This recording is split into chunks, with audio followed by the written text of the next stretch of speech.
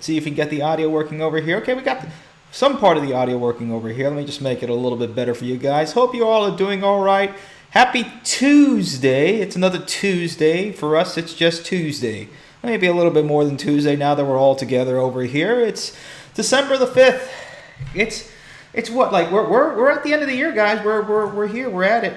It's almost here. We're towards the end over here. So hopefully everybody is doing well. Let's see. Train Spotting and Tech, welcome aboard. Frosty Train Films, Osman Hussein.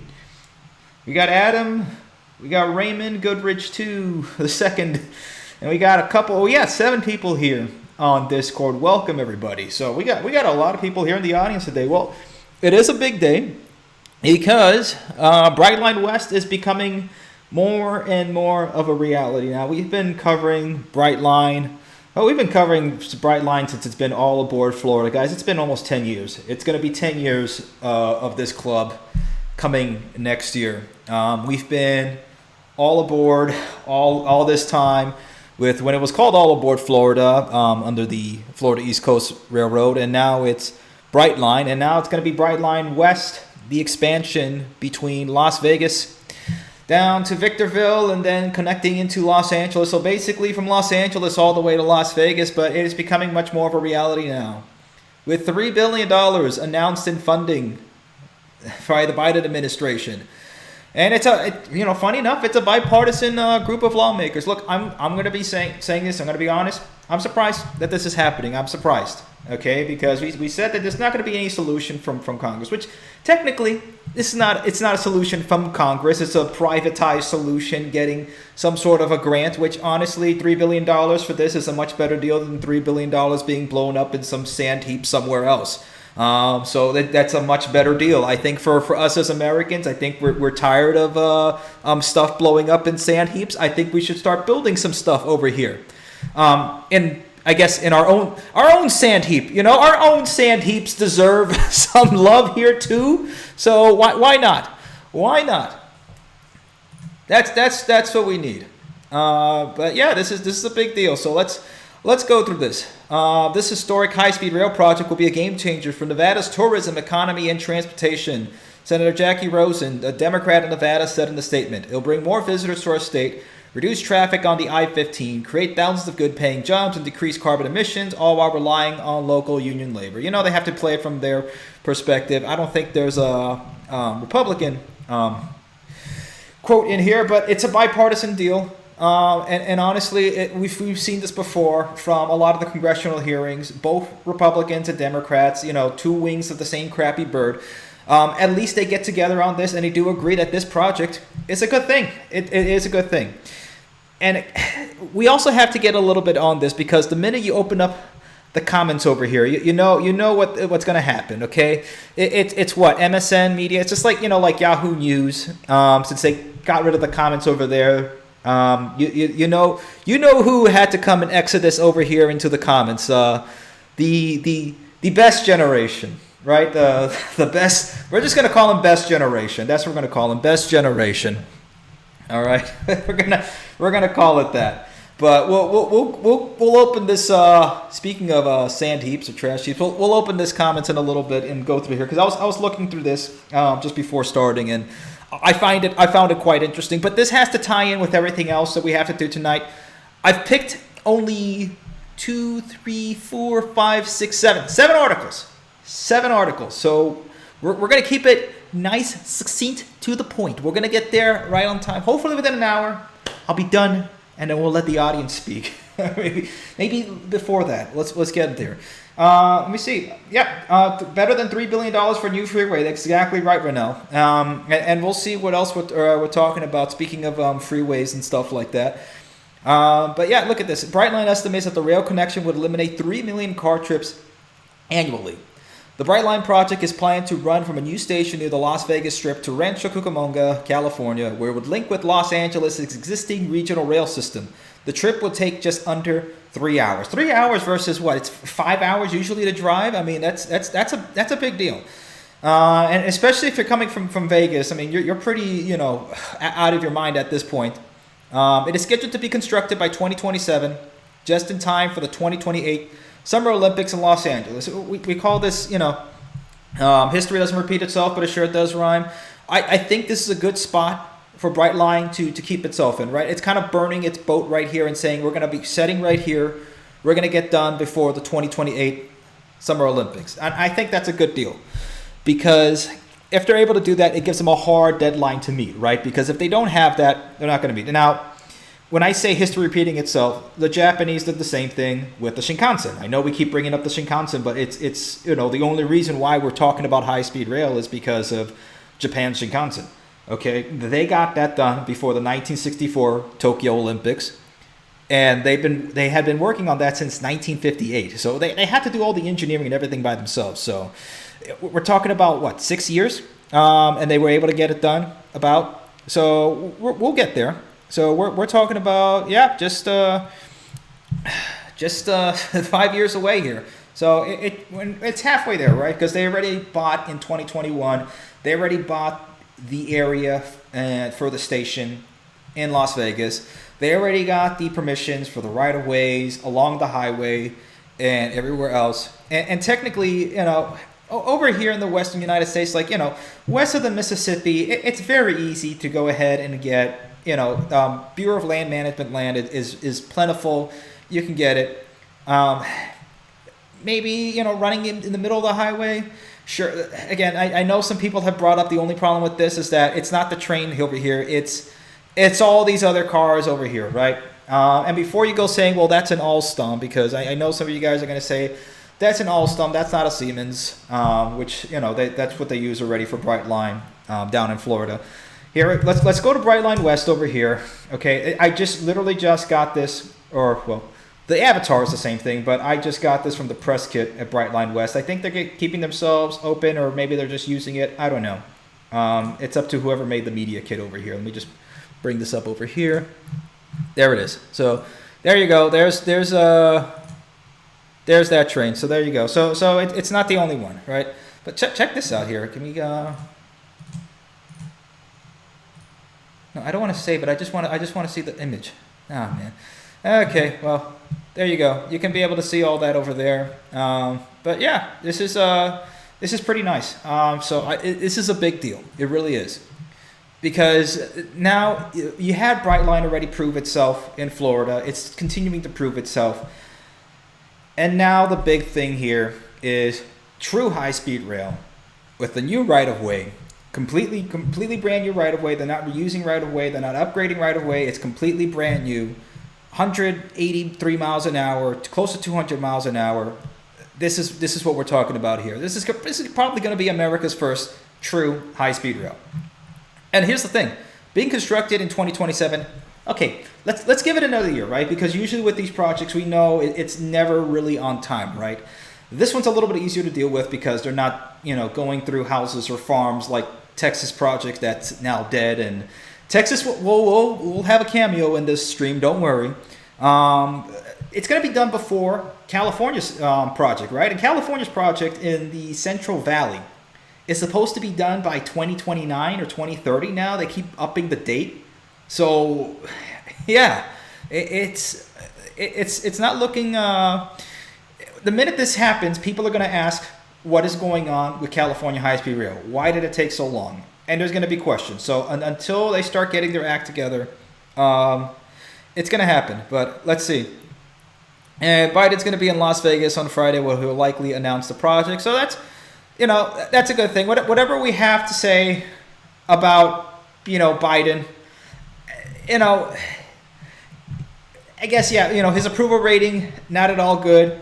Nobody really here is a fan of him. But look, this is about Brightline, right? Okay, Biden's going to be gone and done whenever. Brightline is here to stay, and it's really about building infrastructure, right, for this and the next generation, right? Because this is what we're talking about over here, is having long-term visions for the future. Okay, that's what we're talking about. And speaking of, it's not just Brightline having good news; it's also Amtrak also having some good news too. They cited a major ridership increase in fiscal year end report. So after the coup, after everything that's going on, Amtrak is finally breaking through and continuing to get back its ridership that it had before the coup. So CEO Stephen Gardner saying Amtrak ridership continues to set post-pandemic records thanks to our customers who were anxious to travel again and attracted to the many benefits of train travel. This resurgence was made possible by our dedicated employees, our many state and host railroad partners, and ongoing support from the Biden administration and Congress. We're inspired by the soaring demand for intercity passenger rail and are eager to continue connecting more people and places. So the 28.6%, I think they put a percent here. The 28.6 million customer trips represent a 24.6% increase over fiscal year 2022, the company notes. This includes a 31.3% increase on the Northeast Corridor. We got 29.2%, nearly 30% on the Northeast Regional.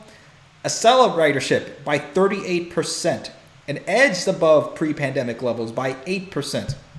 This is the interesting thing over here, right? The Acela, America's kind of only high-speed rail, you can say. Kind of only, because when we talk about average speed, it's only averaging, 70 miles an hour, give or take, mainly because the infrastructure there is more than 100 years old in many places. It's the reason why it has to slow down. The Brightline actually averages a higher speed than the Acela, so go figure that. But the main thing over here is that there is more demand for high-speed rail, okay? Granted, it's not really high-speed rail, but this is a good thing, okay? It's showing that there's a demand for this sort of service, not just in the Northeast, but across the whole entire region, right? Because this is a big deal. It broke the records for pre-pandemic levels by 8% in the fourth quarter, okay? That's a big deal, okay? It's 38%, 8% more than what it did before. Although the total of 2.96 million riders remains more than 600,000 below the total for pre-pandemic fiscal 2019. So it will get there. In a year or two, Amtrak will be back to where it was before, and this blip will hopefully be. Hopefully, let's not pop open the cork right now, because you just never know what else could happen. We're getting into an election year. You just never know. The powers that be, whoever they is, whatever it is, you never know what could happen, right? You just never know. We could all be koofing again. We just never know. But this is good, right? Total operating revenue was up $3.4 billion. That's up 20% from 2022, driven by increases in ridership and ticket revenue. The adjusted operating earnings of $752.2 million are an increase of $130 from the fiscal year. So that's pretty good. Okay, overall, this has been good news for Amtrak, right? And it's good news overall because this is going to be just further and further in demand. People are saying they can't hear me on Discord. Let me see. Guys, if you can comment, can you still hear me on Discord? I can't hear you for some reason. Okay, let me see if I can fix this on Discord. In the meantime, let me go ahead and move over to the comments over here. See if you guys can see this, because this is kind of funny. Let's see. Let's fix this. It's always something. I thought I had it good this time. I was spending time to go ahead and get this right. This is what happens when I'm not with my usual equipment, but hey, it is what it is, right? Let's see. There we go. Okay, see if you guys can hear me now on Discord. Let's see. Can you hear me now? I'll wait for the chat to go in. Let's see. If not, we'll just do this and hopefully that works. Okay. Still can't hear you. All right, can you hear me now on Discord? Let's see if that works. Turn on camera, mute music, invite. Ah, man. That's not good. Okay, hold on. Wait a second. I have some sort of delay here or something. Just 1 second here. Still can't hear me. Okay, all right. Let's fix this. Worst case scenario, we'll just restart the Discord stream. But anyway, hold on. Let's put our friends, the best generation, on over here. Let's see.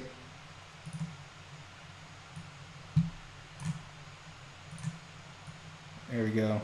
All right, let's see these comments now. This is always going to be fun. Still no? Okay.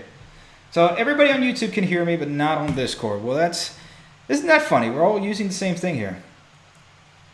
Good news. Let's bring 220 mile an hour service nationwide. Yeah, that's the next step, right? We're getting there. We're getting there. Let's see what default is. Let's check. Nope, that's not working. Okay, let's see. Output device here. Hold on a second. Let me get. Where is my mic? There it is. All right. Let's try the headset. Let's see if the headset works. All right. This is the last thing before restarting the whole thing on Discord, but let's see if this works. Okay. Checking. Okay. Guys should be able to hear me now. Let's see. Did we get it? Did we get it? I think we're good. I've been seeing the green box on me working, so I think that should be working. It's everybody else's fault but mine, right? Okay. Okay, let's be realistic with high speed. Yeah, and when it came to the comment about from Alan Fisher's video, which again he did a great video. I mentioned that last time, but it's true. Now I remember talking to Eugene Skoropowski. For you guys who don't know, Eugene Skoropowski worked on Amtrak. He worked on the Florida Overland Express. He worked on the 2008 high-speed rail project, and then he also worked for Brightline, or at the time All Aboard Florida. Okay, this guy was instrumental in planning out the process, in making sure, finding out the best methods for bringing high-speed rail into the United States. The guy's a genius with this. Now, he told me, and he said it on the documentary that we made, The American Train, all those years back when we interviewed him. And he said that it may not, is Brightline the best thing that we can have right now? Is it the absolute best sort of high-speed rail project that we can build? No. But is it the best thing according to the context of everything that's going on, to what we have available? Is it the best option right now? Absolutely. And that's what we have to look at it, right? It's the best option for what we have right now, and it's a good step forward because starting from what we have with Brightline in Florida is going to bring everything else to the country to fruition. That's what we got to do. Okay, so that's the whole thing. Yeah, you got to look at the stats. You gotta go through. So that's a good thing, Matt Law. All right, so our friends, the best generation over here. So again, we're complaining about the price of the ticket in Florida, and again, it's not all the tickets. And if you see the demand for it, I mean, people are saying, well, am I going to spend the time with the stress and everything in traffic? You have to spend to go ahead for gas, for everything else. And it's not just, it's not just the gas, okay? It's the cost per mile that adds up for a car, okay? And I know this right now going for somebody who has just spent thousands of dollars to get their car fixed, okay? Because when the engine craps out and there's really nothing you can do about it by hand with all the tools that you have to go to a professional, and they charge a lot of money, okay? Now, they're doing a good job, but, I mean, especially right now, you can't really buy a car. It's too expensive, so you might as well just fix your own car, right? So it's going from there, and all the wear and tear on your car, yeah, you might as well just take the train, okay? Now, this guy's talking about, let's see, for example, a high-speed train from Madrid to Barcelona, which we will talk about Spain. We paid $9 per person, including seat reservation. The train is profitable after 82% occupancy. I believe it was more than 95% full because it's affordable. It's not because it's affordable, Mr. Schultz. It's because that Spain made strides and they built a lot of high-speed rail in Spain. They spent billions of dollars. They spent plenty of years. And a lot of those routes, some of them don't make money as much as they do. There's a lot of good routes that do. For example, Madrid to Barcelona does make a heck of a lot of money. But again, they built a system that is going to last over the course of 30 years. They have built a system that is going to last for generations, and it's only going to get better from there. That's the thing. If we had built something over here in the United States in different regions, yeah, we could be spending. You can think Brightline 10 years from now could be charging $5 tickets from Miami to Orlando, no problem. Okay, and that's the thing. It's a start, and we get there. It's not. This is the problem when we're talking about long-term thinking, because most people only talk about short-term thinking, and unfortunately, Best Generation has been inundated with short-term thinking. That's kind of the problem. Todd Cooper, here we go again. Gavin already failed this. It's going to cost $3 billion. It will end up costing like $26 billion. So I mean, this is a private project. Here we go. Please stop wasting taxpayer money. Will it be called the high roller? It worked out so well in California. Oh wait, no it didn't. So again, this, you know who it is, especially if they have a picture of a Chihuahua or a pit bull. You know what kind of product. Look at the 724 comments. This is what we're talking about, best information. Again, this whole entire thing, you see the divide. It's much less about political divide. It's much more about, unfortunately, generational divide. That's the unfortunate part. And yes, there are very much, and we have plenty of allies on our side that are part of the boomer generation. Okay? But the thing is that they're very much outnumbered. That's the unfortunate part. They're very much outnumbered. But this is at least, still a step forward. It's a step forward. And the good thing about this is that once this is going up and going, you see there's more demand for it. And as somebody brought about last stream, there's also a plan to see if they can connect Salt Lake City to Las Vegas to Boise, Idaho. Okay? Again, we're talking about connecting regions over here between 300, 500 miles within that sweet spot of where high-speed rail truly works. Okay? Now, this is technically not high-speed rail. This is more regional rail. This is something that Amtrak is looking at to see if they can be able to do, which it looks like that there's a lot of demand for. Okay? Noah Maez, we need trains. Yeah, we do need trains. That's the thing. We're getting there. It's at a point that we're just going step by step. The demand is there. Now we're starting to see some movement toward it. Okay? So here we are. FRA, the Federal Railroad Administration officials could announce as early as this month whether plans to reconnect Salt Lake City to Boise and Las Vegas via commuter rail will receive federal funding to move forward to a planning stage, Utah and federal railroad experts say. The plan, spearheaded by the Utah, Idaho, and Nevada Departments of Transportation, are two of 47 proposed new corridor projects that the federal agency is considering to provide grants for through its Corridor Identification and Development Program. And again, we've talked about the importance of promoting corridors and promoting regions. Okay? Most people may not want to go between, let's say, New York to Los Angeles on high-speed rail. It's there. It could be possible.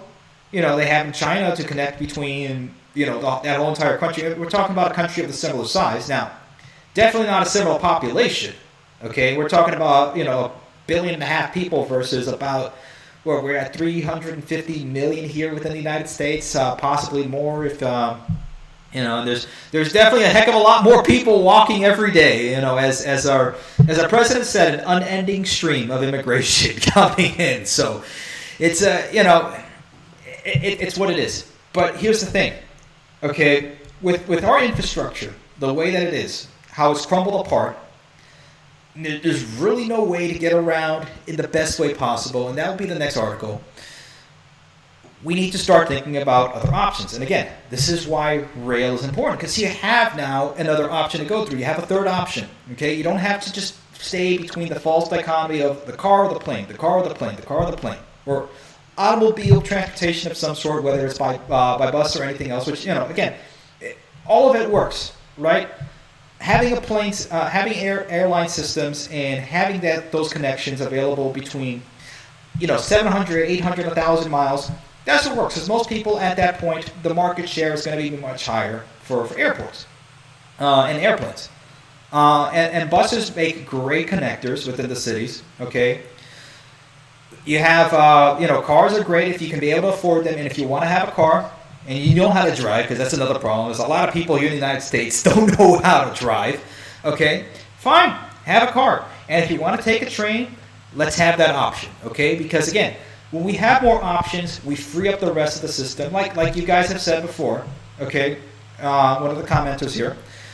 You free up the system for everybody else to be able to use it to their own, to use their own mode of transportation to the fullest extent, okay?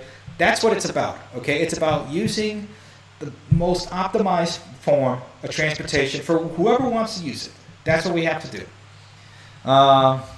So let's go back to this. UTA held an event Friday where Amtrak officials and Federal Railroad experts provided updates on the project.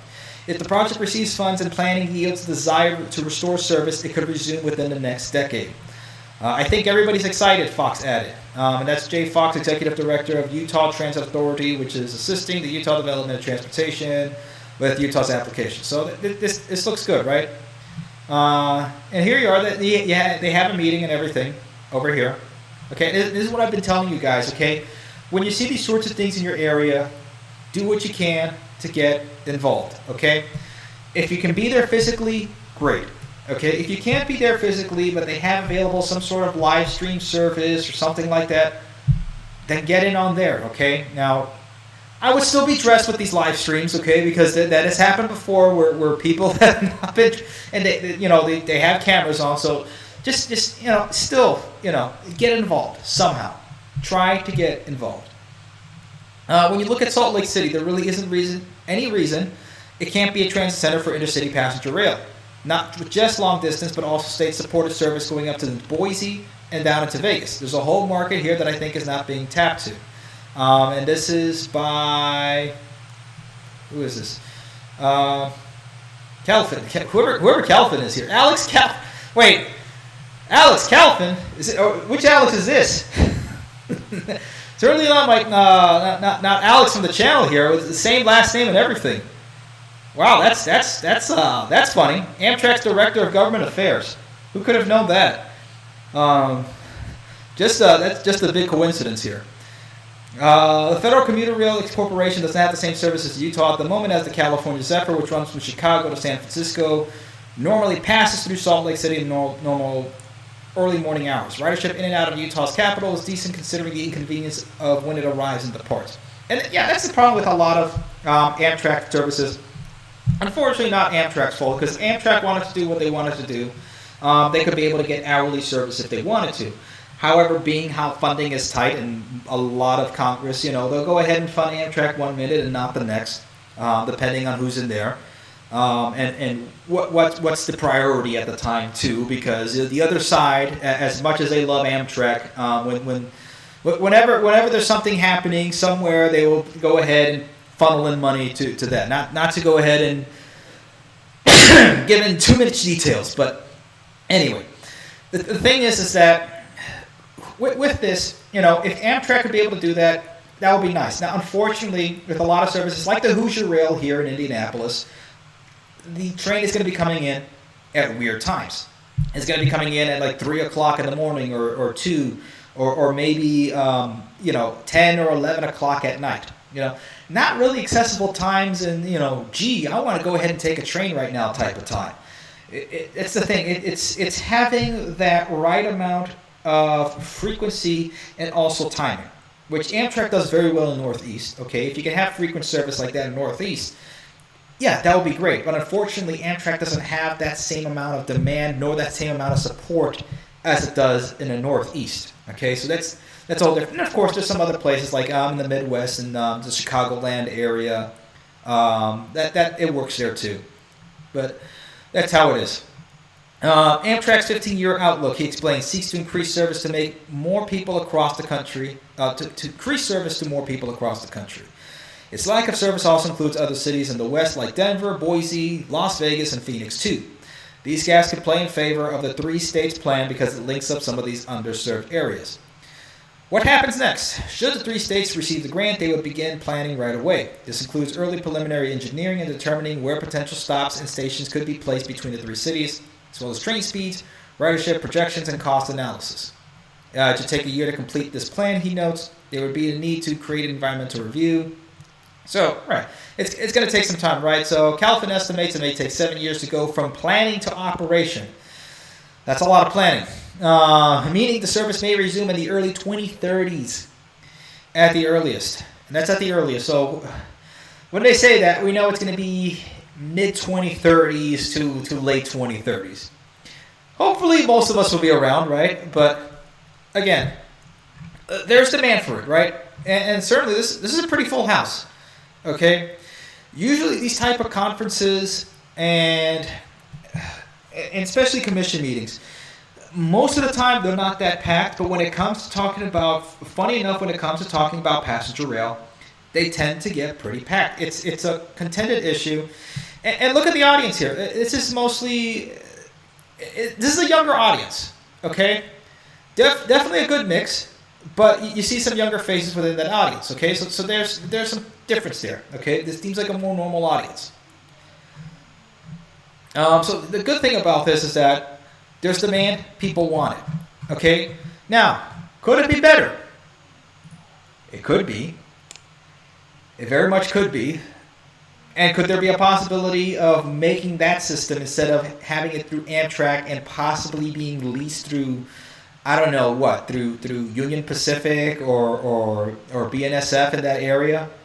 Instead of having that, you can be able to have, a Brightline sort of service with its own right-of-way. That could be a possibility. Now, again, it's most likely whatever they're going to plan, right? And whether Brightline gets involved in this, that's pretty much, I'm just throwing stuff out there and seeing what sticks, okay? I'm not involved with the process. Maybe I could be. If you guys are there, I'd love to hear your thoughts. So you just never know. Let's see. But anyway, the problem is with the way here, this current situation, except for some places, here in the United States, for most people, there really is no good way to travel anywhere in America, okay? You can drive a car, but driving a car is probably one of the most stressful things you can do, okay? Unfortunately, a good portion of your day, and probably the worst portion of your day, is to commute to your work, okay? If you could just, that's why a lot of people were less stressed out when they were working from home. You just wake up and it's the easiest commute you can do. You walk over in your slippers and you're starting to work, okay? When I was working from home, that was the best thing about it. Okay, now whenever I get into a car and there's other people around, it's not really fun. Okay, I'm being I'm holding myself back on that. But that's the thing. There's really with how America is right now, and again, this is something that has been going on for decades. Unfortunately, yes, America did have the most robust passenger rail system in the world, and then that all got destroyed. Okay, there's been tons of videos that we've talked about on that. A lot of videos that need to get back and rehashed and remastered in a sense, but not remastered by HD graphics. I mean remastering them and really going into what's more relevant right now. Okay, and of course, special effects and all that sort of stuff and all the editing magic that we do over here. We'll get to that. So let's read this article, and it's not. We'll get through it, and I'm not going to read the whole thing, but let's get through it real quick. For Thanksgiving, I'll be traveling, and it's a story by Caitlin Tiffany. I guess people can have two first names as a first and last name, but hey, who am I to judge when it comes to names? For Thanksgiving, I'll be traveling home to Western New York on Amtrak. I don't think anything will go disastrously awry, though I don't know. In 2019, during a snowstorm, an Amtrak train was stuck for some 36 hours in the mountains of Oregon because of a fallen tree. Earlier this year, an Amtrak train from Northern Virginia to Sanford, Florida, I think we know which one that was, passengers repeatedly called the police during the train's 20-hour delay. For those of you who are calling the police, the conductor had to announce, we are not holding you hostage. That debacle was caused by a freight train ahead of them, which had crashed into an empty car parked on the tracks in rural South Carolina. Nothing you can do about that. And again, this is kind of the issue which you have with Amtrak when they don't own their own right-of-way outside the Northeast Corridor. They have to lease it from whoever, most of the Class 1 railroads, right? Whether it's CSX or Norfolk or BNSF or Union Pacific, whoever it is, right? Or Canada Pacific, whichever it is. A train just has to wait until whatever's in front of it is gone, or it has to plow through it. Just last week, a train on its way through Michigan inadvertently smashed into an unoccupied parked car. This wasn't an unoccupied parked car. This was a truck, and you can see that that was a truck. The New York Times wants me to pay them. I'm not going to do that. Never mind. But anyway, of course, extreme train incidents are rare, and that's why they make the news. No form of transportation is infallible, and severe injury and fatal accidents are exponentially more common with car travel than with train travel. It's crazy. You turn on the local news. Basically anywhere, but here in Indianapolis, you turn on the local news, and if it's not about somebody shooting somebody else on the east side, It's about an accident or somebody getting run over, and they've just reported that they had a record-breaking year, and not in a good sense, but by record-breaking, of pedestrian fatalities on the road, and people getting hit by hit and runs or bikers, which, and again, we're not too much of a fan of bicycling here in the United States, right? Bicycling, how they do in Europe and everywhere else, for some reason, whenever something gets Americanized, it turns awfully bad right now. And Americanized in the modern sense, right? Because America, I just finished watching Miracle on 34th Street the other day, and it's a complete night and day difference what this country used to be. It's like a completely different country. But, cars, people, everything, fashion, architecture, the infrastructure back then was a completely different thing. We've kind of lost our way, right? We're asked, like, let's say in the Netherlands or Germany or Japan or somewhere else, biking is a form of transportation. It's taken seriously, and people, bike to get from one place to another. Here in the United States, it's somebody that has way too much money, putting on a leotard and causing, a bad day for everybody else. That's kind of a problem. There's not too many people here that ride a bike to get from point A to point B, unless you're, in some cities. And most of the time, it's people in a suburb or in a road that they probably shouldn't be biking on, biking more for leisure, right? There's a difference between biking for necessity, for travel, and for leisure. But anyway, I digress. Many Americans are put off by the day-to-day reality of the country's trains. Just 32 million people took Amtrak in 2019, and a tiny fraction of Thanksgiving travelers this year are expected to take the train. But many Americans still find the idea of the train very romantic. New train routes generally receive popular support, and Amtrak's Shoot for the Moon 2035 plan, released in early 2021, caused national buzz about the future passenger rail. So again, we see this. There's a demand for it. People want it. People want to have the trains again here in the United States. TikTok travel influencers are thrilled by the views of the observation cars. Young meme makers talk about trains as if they were set down on the face of the earth by God. I don't know, but you never know. Maybe that's what he had on the sixth day and then took a rest. But that's the thing. And it's not just, influencers here in this country. It's about influencers who have gone outside the country and have traveled on other trains, right? Because with the advent of the internet, and especially places like YouTube, people have been able to take, all these travel channels and everything else related to that, where they've been able to go to another country. Like, let's say they go from London, they take the Eurostar to Paris, okay? You're able to see that sort of experience and see, wow, they have that, and what do we have over here? Or Japan, like what we did with the Shinkansen, and dozens of other people have done videos about that too on YouTube, okay? Our own video here from the club has done close to 2 million views, okay? That's a good thing. I wish we could go ahead and travel again and do that sort of stuff. But that's the thing, is that once people see what the rest of the world has and what we used to have and what we can have, that's where we start having the conversation of what can we do to get to that point. Okay, I'm not going to talk about Taylor Swift. Honestly, I'm Taylor Swift out. Somebody took a train to the concert. On a train, everything looks like it's from the 80s, probably because it is, but on an airplane, you're squished and miserable, and everything good costs extra or isn't allowed. Amtrak itself has latched onto no middle seat as a marketing tactic. All train seats are huge. I can bring my own bottle of wine if I'm in a sleeper car. Forget driving. What can I do in a car? Not read a book, not pop up and take a little walk on the cafe for a turkey sandwich.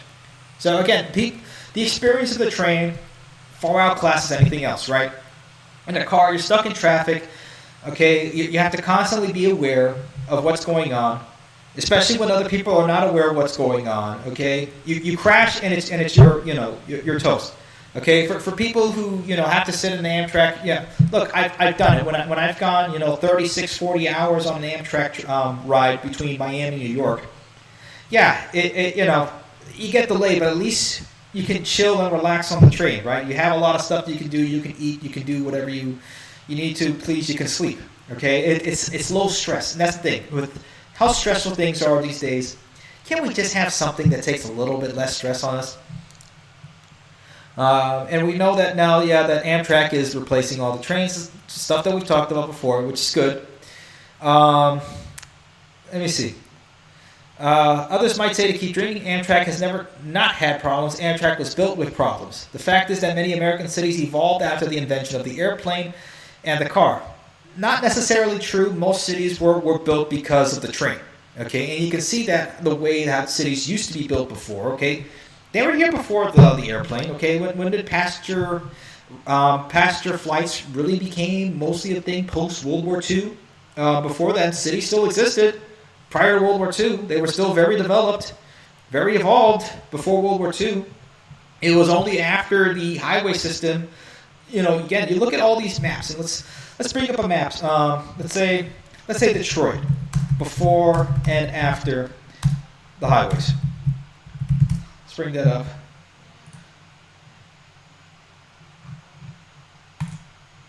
Here we go. Tell me how this is an evolution here. Can we see the picture? I clicked the picture. Ah, boy, here we go. Let's see. Okay, and again, 1951. So not too far off from World War II. Okay, we're talking about 5 years, 6 years later. But then look at this. Here's 2002, right?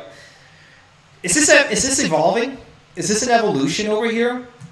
Cutting through. Look at this. Look at how beautiful the city was planned over here. The main streets. You have the main ways going to a central point over here, and then you have all these neighborhoods over here. All these historic neighborhoods, and then all of a sudden, going straight through the middle of this, just completely decimating this. Okay, and look at Detroit today. Okay, now Detroit has other issues on top of just absolutely terrible planning on a lot of people's ends, because there's a lot of blame to go around on this, right? But this was the catalyst to start really. This was the spark to really start a lot of the maladies that have plagued not just Detroit, but many American cities across the United States. If you can name a city, it's probably suffering from a malaise because of the highway system. This is the problem, okay? It's not that highways are bad. There are plenty of cities around the world that have highways. But they also have high-speed rail. They also have intercity travel. They also have a connected and safe bus system, okay? And I say safe, okay? Maybe that's kind of an American problem, but, there's other places now that are having, not so safe bus and transit systems, okay? Look what's been going on over in London, okay? Good old stabby London, But that's the thing, okay? Yes, every city's going to have some sort of issues, but there are some things that you can have in your control with good planning, okay? This is an example of bad planning. Let's go back. Where were we? I said we're going to go quickly through this article, but anyway. So, we see here California voted to subsidize high-speed rail construction, though most people in California probably won't take those trains. Maybe it's just that Americans like to have options, whether or not they take advantage of all of them. Maybe we, on principle, think we ought to be competing with Europe. Or maybe, as Amtrak put it in a 1993 advertising campaign, there's something about a train that's magic. I think it's all three, right? And again, we've been talking about choices here on this channel for quite a bit. There is something about trains, right? And I don't know if did this person even mention. I don't think this person mentioned Brightline West. Nope. Florida. Nope. Okay. Well, how are you going to write an article about passenger trains here in modern America in 2023 without talking about Brightline? Okay, no, we're not just being Brightline shills or anything like that. Okay, this is obvious. Look, again, it's a good article. It brings up a thing, but it was kind of missing the point in terms of not missing the point, but it was missing that point to say that look, there's demand for it. That's what we have to keep saying. There is demand for high-speed rail. There is demand for not just high-speed rail, but for other forms of passenger rail travel within this country. Okay? Brightline is a major proponent for that sort of demand. So anyway, that was that article. Let's just, this, again, last thing before we go into talking about the Spanish system here.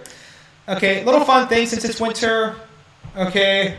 Now, winter's my favorite season, okay? And this is coming from a native Miamian, Floridian, Okay, I'm sick of the heat. I'm sick of the humidity.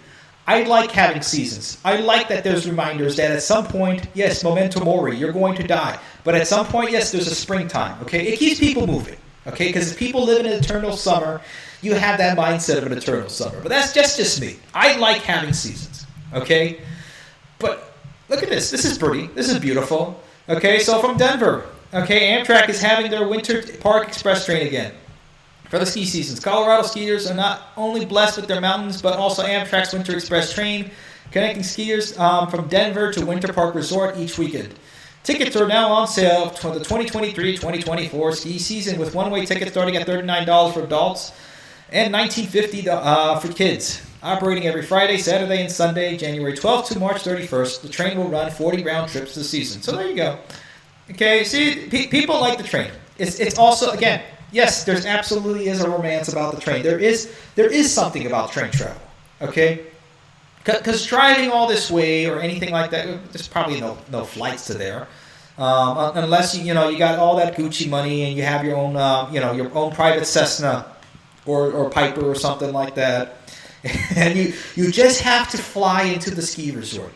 But for the most of us, for the 99% of us, we'd like to take a train, okay? And especially, the views you're going to get of the Rockies, okay? I do wish, I could go to Colorado and spend some time there at least, because it is a beautiful state, okay? Out west, honestly, the western United States probably has some of the best vistas than any other part of the country, okay? Bar none, okay? The Pacific Northwest, all right? The Yellowstone, the Rockies, okay? And yes, I'm not a fan of the deserts, but the deserts are pretty cool. Okay, Joshua Tree National Park looks pretty freaking cool.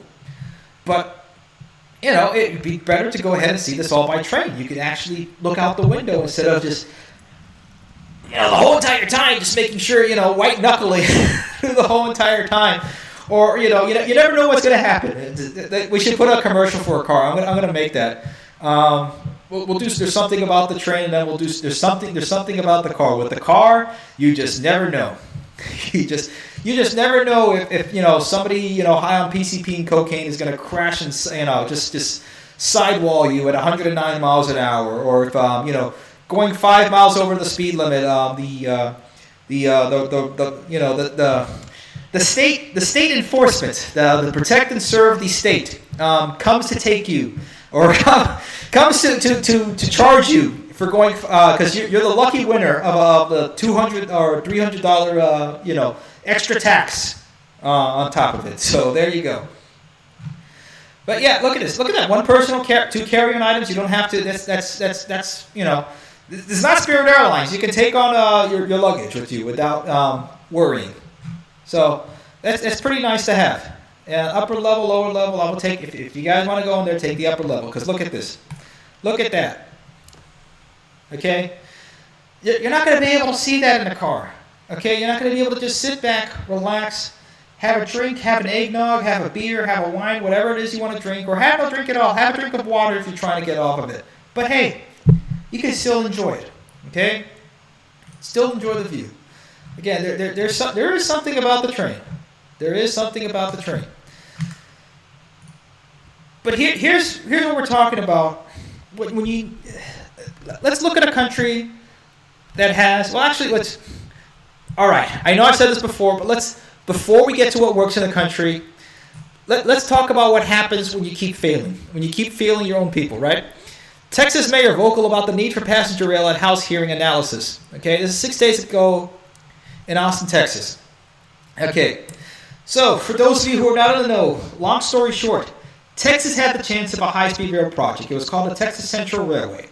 It was going to be funded and operated in large part by a consortium between the Japanese companies and the Spanish companies. A lot of Japanese technology was going to be into this. The Spanish company, Renfe, was going to help to operate it. Amtrak was also even going to help out in this. It was a private company. They had the funding lined up from foreign investors. They had the plans. They had everything set up. They had the locations for the stations. They even broke ground on one of them. And then the project completely imploded because of local pressure from small areas in the middle of where the route was going to be, mainly funded by oil lobbyists, okay, or people who were very much ingrained within the oil industry that were pushing most of the opposition against this project.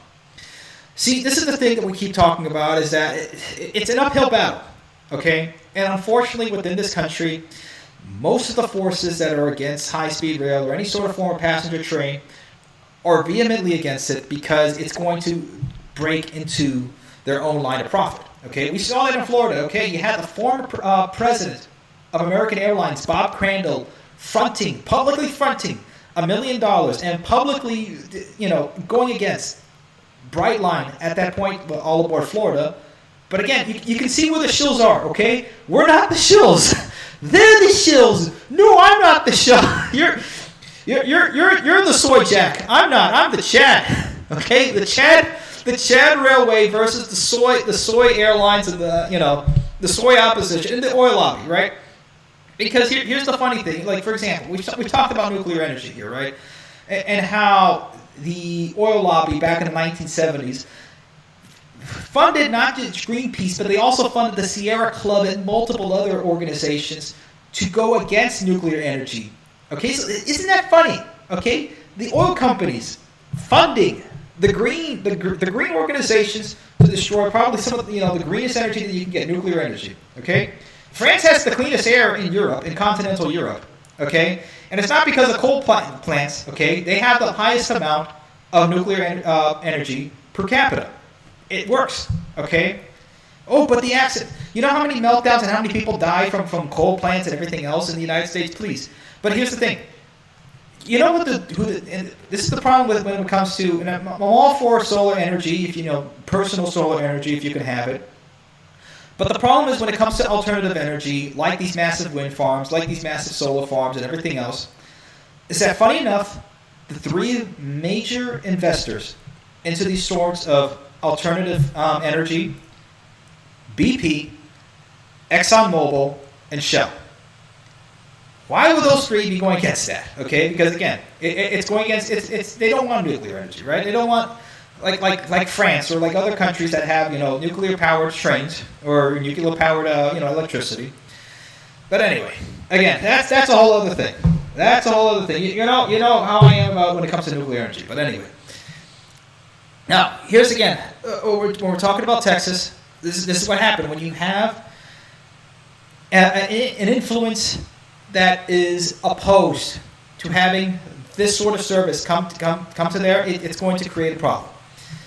And then people are going to start. Now, we talked about last time Texas now, people in Texas complaining because there's going to be a massive expansion of the highway system. More lanes. There's already 12 lanes, 18 lanes in some places. So they're thinking of adding more lanes. It's just gonna be more lanes upon more lanes. It's just more induced demand, more traffic. It doesn't help. You can plow down the whole entire state of Texas and have lanes all throughout. You're still gonna have traffic. But that's the problem. We have to be for trains here. Okay, we have to be. Let me see what.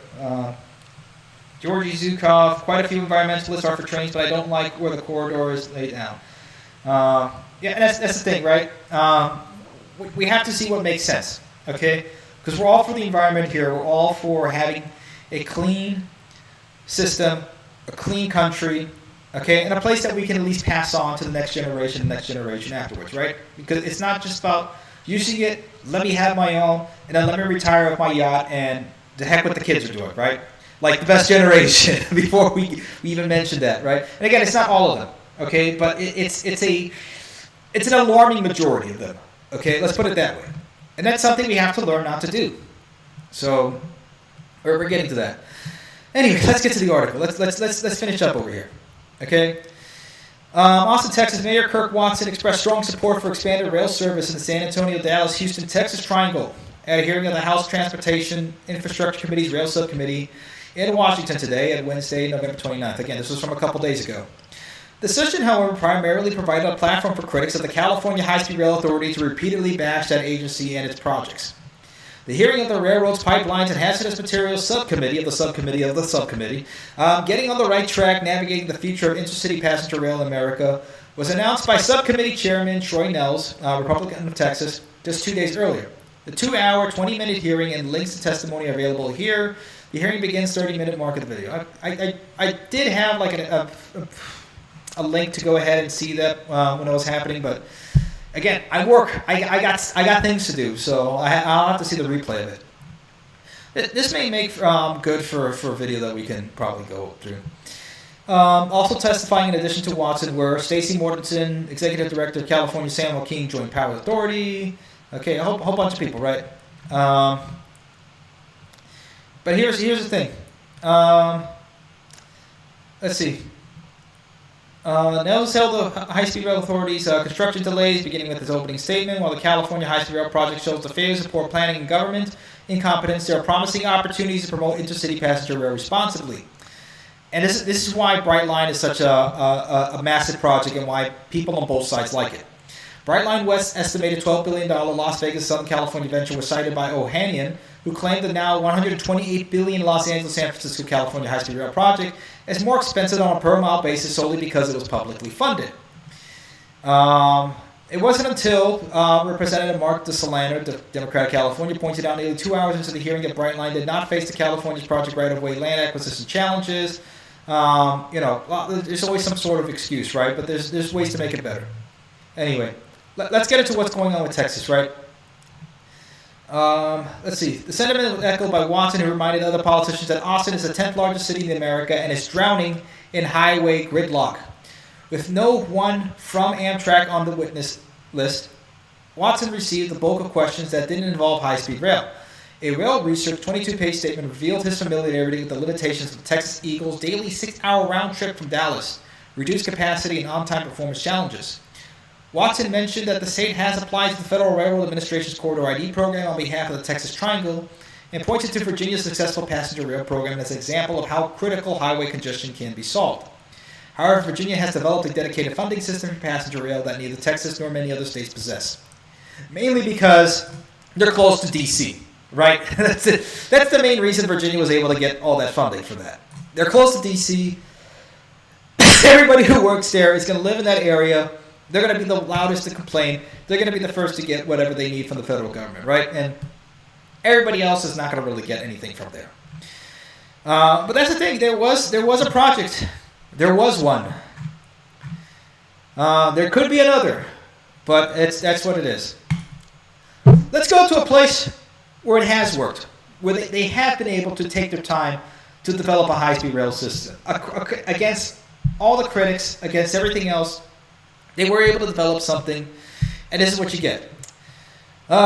Madrid, the King of Spain, Felipe VI, and his top government ministers have officially opened a new railway line linking the northern province of Asturias, that's where my family's from, to the rest of the Spanish high-speed network, traveling on November 29th, an especially operated high-speed train between Madrid and Gijón on the northern coast of Asturias.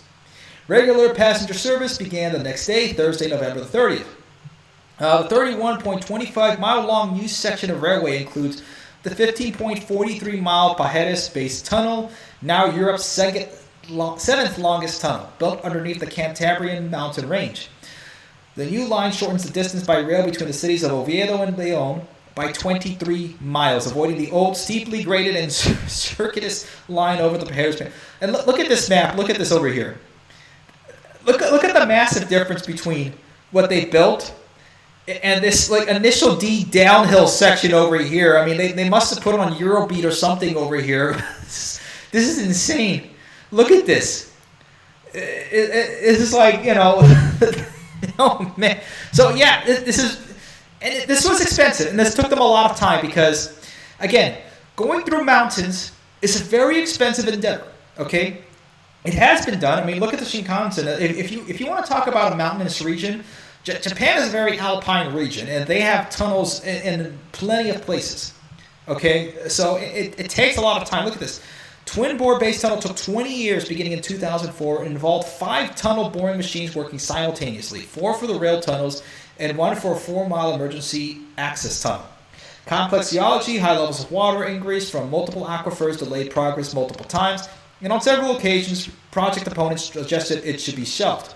The tunnel was built as a gradual slope downwards, heading north as the land in central Spain is higher than on the other side of the mountains in Asturias. So, maybe they took like a 20-year siesta to get that happen, but hey, look, they got it, okay? Look, comparatively between 2004 when this started and when it's finished now, look, compare it to our own project that we've been trying to get done here, it's here in the United States in New York with the Hudson River, right, with the Gateway Project, okay? Where are they with the Gateway Project? They just finally started in 2023. Meanwhile, Spain started this in 2004, and they're done. This is what we're talking about, okay? You have to stick with it. You have to keep it up, and that's what you get. The rough weather in Japan. Yeah, not only rough weather, but you also have the earthquakes too. Okay, and they have a system there to be able to stop the trains in time when it detects an earthquake. In over 9 billion passengers serviced between 1964 to today, or maybe close to 10 billion. I'm not quite sure how big the number is now. But billions of passengers and zero passenger fatalities on the Japanese system. Okay, now Spain has had a little bit of issues. We know about that one time where because they didn't install multiple issues between the driver and the systems not working. It should have been able to kick in and slow down the train automatically, and that's where you had that massive accident. Okay, but again, that's one accident compared to how many happen on the highways every single day. Okay, again, the accidents make the news, but again, if you have the right systems, things work. Okay, and comparatively, look, they've killed a heck of a lot less people on the railways than on highways. But yeah, look at the electrification they've had to do here now, because Spain is not the only, or the AVE is not the only train in Spain. There are multiple railways going through Spain, or let's say multiple services. Because here's the good thing about it. When you have a robust rail system and you want to, let's say, open it up for privatization or open it up for competition, you can do that, okay? Because there are certainly different other trains that are working over here, okay? So you have, let's see. In fact, there are currently just 18 such locomotives, all built in the last year, used by two freight. Yeah, so you have the freight railways using it. You have Renfe, the state railroad company. Captran, owned by the French state railroad company SNCF. So yeah, look, you have multiple companies over here. Competing high-speed trains share platform space in Barcelona in January 23. On the right in red is the Aero class. That's the Italian service. You have the purple Renfe, that's the Avlo, the low-cost class. And you have the Renfe Valero, the regular class over here. And you have the SNCF service. So, yeah, you have the Spanish, the French, and the Italians, having competing lines in Spain. So that's why, this is why you can get $8 tickets in Spain. Okay? And the $8 tickets are on the Avlo over here, right? This is the cheaper version. This is the slower train. And by slow, we're meaning like 125, 150 miles an hour. That's slower, okay? More stops, okay? But you can have that. Certainly faster than what we have over here. Probably even faster than Brightline. But that's the thing. You have to work at it. Look at it. This competition hasn't happened by accident. Infrastructure company Adif, which has spent billions building the high-speed rail network since the 1990s, set out to attract more business.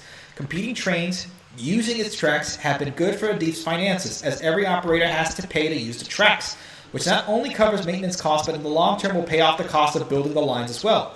Adif has been quite prescriptive in tendering slots, insisting on frequent services and on multiple routes, so any operator starting out has to run a full service, not just at busy times when peak fares can be changed. The company runs the service at their own risk, and they are not subsidized. So there you go. You can have it. Here's the French service, Ouigo, which is their cheaper service, right? This is the budget service over here from SNCF. So yeah, you can do that. You can have that happen. There you go. Yeah, the first new entry was France SNCF. They have Ouigo España. Operations have since expanded to include Madrid to Valencia in 2022, Madrid to Alicante since April of this year. The next high-speed rail operator, branded as Irio, is owned by Intermodalidad de Levante SA. So there we go. That's the Italians right there. A three-way jointly owned company in which Italian state operator Trenitalia and the largest shareholder with 45%. Other partners are the Spanish airline Air Nostrum and global infrastructure investor company Global Via. So there you go. Look, when you have things that work. See, you don't have to be against it. This is the thing that American airline companies don't get. You don't have to be against it. Even here in the United States, I think you have United Airlines. They do have tickets and packages with Amtrak. Unfortunately, I think they're the only one that really does it. But yeah, you can have that. Why can't you work together? It's about getting people from point A to point B. Okay? If you're a transportation service, whether it's by plane, trains, or automobiles, why can't you get involved? Everybody makes money in the end. It's as simple as that. That's the big thing. Let's see. Renfre has reacted to on-track competition from Irio with the low-cost Iwigo by operating more trains. So see, you get more competition. This is where having a free market now works, okay? Because what we have here in the United States is not really a free market, okay?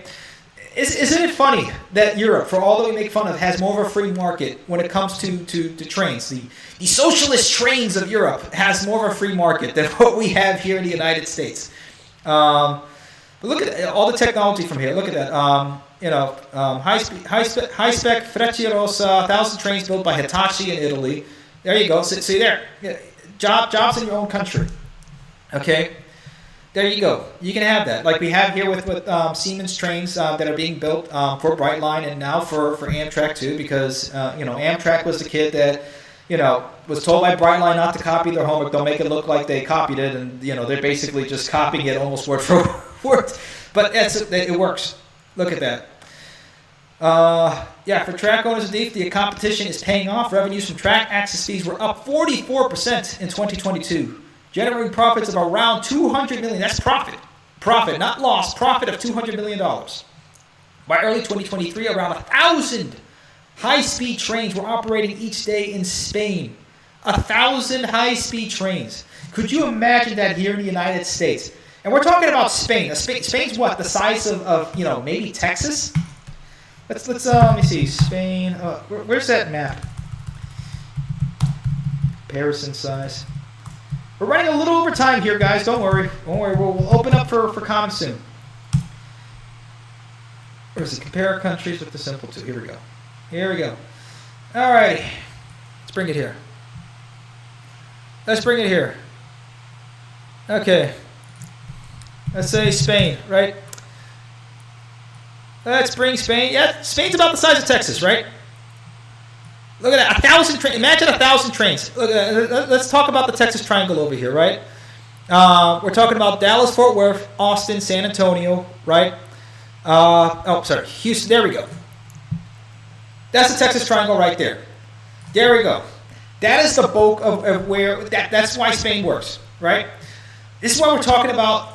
Forget about the whole entire country. Think of it as regions, right? Here we go. Look at that. Okay? Fits perfectly right there. Okay? Why does Spain have 1,000 trains going on per day? Because they were able to work at the system. It takes years, but once you get through it, you look at it a long-term view, you can be able to have something for the rest of your people to be able to have and use. Okay? Look at that. Let's move to the Midwest. There you go. Look at that. Most of the Midwest covered by that slide. Look at that. Milwaukee, Chicago, Indianapolis. You got Detroit, you got Columbus, you got Cleveland, there we go. You got Cincinnati, you got Louisville. Look at that. Look at that right there. Okay? Now, of course, you can expand that whichever way. Okay? You can expand it, from Milwaukee to Minneapolis. And you can make other regions from here. Okay? We were talking about Boise, Salt Lake City, and Las Vegas, right? There you go. Look at that. Boise's up over here. But yeah, look at that. Okay? More or less over here, Las Vegas, Salt Lake City, Boise. California, here we go, which has a similar sort of climate to Spain. You got a lot of mountains. You got a lot of desert in some places. There you go. Look at that. San Francisco, Sacramento, Los Angeles, San Diego. Look at that. Yes, it can happen. Oh, and there we go, Las Vegas. Let's move it over here. Here we are. Look at that. Most of the Northeast. Again, don't try to boil the ocean. Don't try to say, "Oh, we can't do it. The U.S. is too big. The U.S. is too big. There's not too many people in the U.S. You can't do it." Yes, if you compare it to that, it's fine. But even let's say, if you were to compare the United States to, let's say, Europe, which Europe has most, high-speed rail all over the place. There you go. Let's even bring in, let's say, Japan, right? Since we like bringing up Japan. Oh, how we love you, Japan. Look at that. That's the East Coast right there. More or less the East Coast. There you go. Okay, look, it's simple. It's taking it bit by bit. Not big chunks, but bit by bit. Covering regions. That's what you want to do. Okay? And let's say you want to go from, let's say, you want to go from Indiana down to, let's say, Nashville, Tennessee. Yeah, that's another region that you can go from there. Look, Louisville, Nashville, Atlanta, Charlotte. You got, South Carolina over here. You can get Charleston over here. You can get Birmingham, Alabama. You can get Montgomery. You can get Tallahassee, too. You can get Mobile. Look at that. Again, from region to region to region to region to region. That's what you want to start doing. Piecemeal regions and connecting those regions. That's what we want to do. So, yeah. You can do it. It's possible. It can happen. It has happened. Okay? Look what they're able to do in Spain. Okay? Why can't we do the same thing over here? We can. We can do it. All right. We've had some super chats over here. So let's go through the super chats over here before we get to the. We will get to the audience, but the super chats they deserve. You guys help to keep this channel up. So thank you. Shock 2957 with the 999. Here we go. The ideal route, and I guess we're talking about Utah over here, would be to combine the old Pioneer route with the Desert Wind route to go from Portland to Las Vegas to the shared train station with Brightline. That would work, and I honestly think that's, again, we have to think about also mixing these type of services, right? Because if Brightline, let's say Brightline expands the service, right, and you have Las Vegas to Los Angeles, you have to connecting, let's say they want to expand to Salt Lake City, okay? And Brightline wants to go from just being, operator-owner to being just an owner and having other operators also operate on the system, okay? Or to California. It can happen. You can have that sort of thing. Again, it takes years, but that's something that can happen. Where is he? Let's see. Mario Yoshi 4723 with the 499. Thank you. People don't realize one of the reasons cities like Tokyo and Spain got as big as they are is because of high-speed rail. By the way, love your stuff. Have some money. Thank you, man. Thank you very much. All right. Let's get to the chat here. It's 9:13. I think we have enough time to get through everybody over here. Let's put a hard stop for 9:45, shall we? 9:45. I think we can get through everybody. Okay. Remember, 5 minutes for everybody. We can get there. Let's keep it 5 minutes. Starting with our very own David Mitchell. Let's invite him to speak. All right, David, you're on board. I think you have you got to mute whatever you have in the background, man, because it's starting to echo.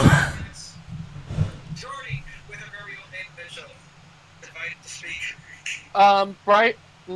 I mean, Dimitri, having a little problem. You okay there? Like I'm using.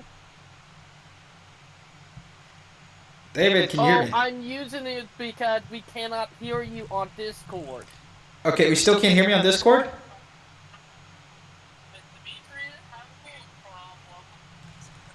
problem. Okay. I'm like, you need to reboot Discord. All right. Let's do that. Let's reboot Discord. Okay, everybody on here. We're gonna come back. We're gonna. What's going on? We're gonna restart the stage. We're gonna get this done. Don't worry. All right. Give me just a second.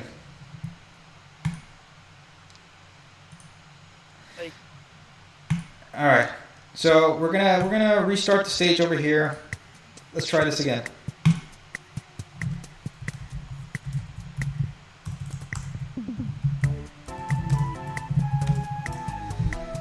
All right. Let's see if we got this working. Can you guys hear me now? Yeah, David is still first. Don't worry. We'll put David back on. Okay, now you guys can hear me. Okay, it was just a matter of you try turning it back on and off again, just like in the IT crowd. There we go. Off and on again. There we go. There we go. Finally. All right. I'm sorry I put you guys through an hour of torture there. It must have been torturous for you guys. Speaking of that, Dimitri, PO98, the Silver Meteor just passed. Okay. All right. And then we'll go to Tokyo next. Okay, got it. All right. Look, talk about a coincidence, man. Talk about a coincidence. How you doing? Doing good.